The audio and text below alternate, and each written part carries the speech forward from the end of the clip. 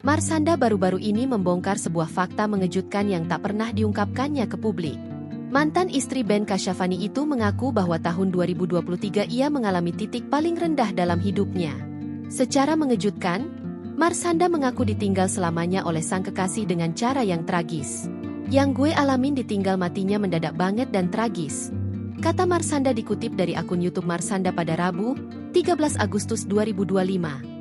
Marshanda bercerita bahwa ia sempat menjalin hubungan serius dengan seorang laki-laki berkewarganegaraan Amerika pada 2022. Setelah makin serius, kekasih Marshanda memutuskan pindah ke Jakarta agar bisa lebih dekat dengan ibu satu anak itu.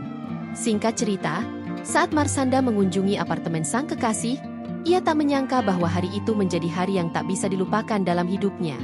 Di bulan ke-6 kita bersama, gue datang ke apartemen tempat dia stay.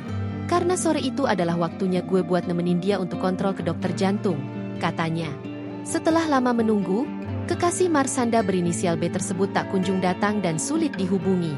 Hingga salah seorang satpam menghampiri artis tersebut dan menanyakan keperluannya.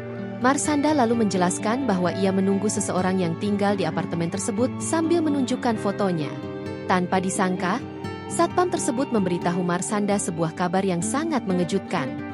Akhirnya mereka bilang foto itu match dengan orang yang sama yang kita temui meninggal karena jatuh dari balkon lantai 26 ke lantai 10 di samping pool tadi siang jam 2, kata Marshanda.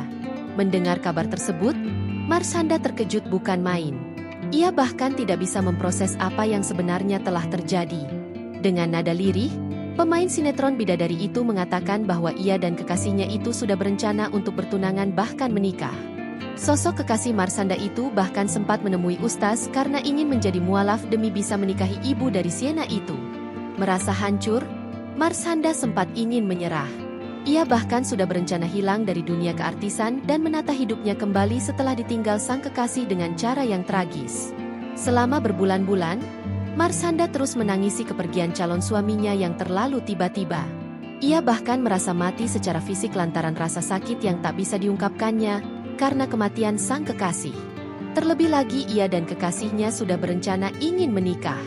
Setelah kepergian kekasihnya, Marshanda menata ulang hidupnya dan memutuskan untuk membagikan kisahnya kepada publik. Download Tribun X sekarang, menghadirkan lokal menjadi Indonesia.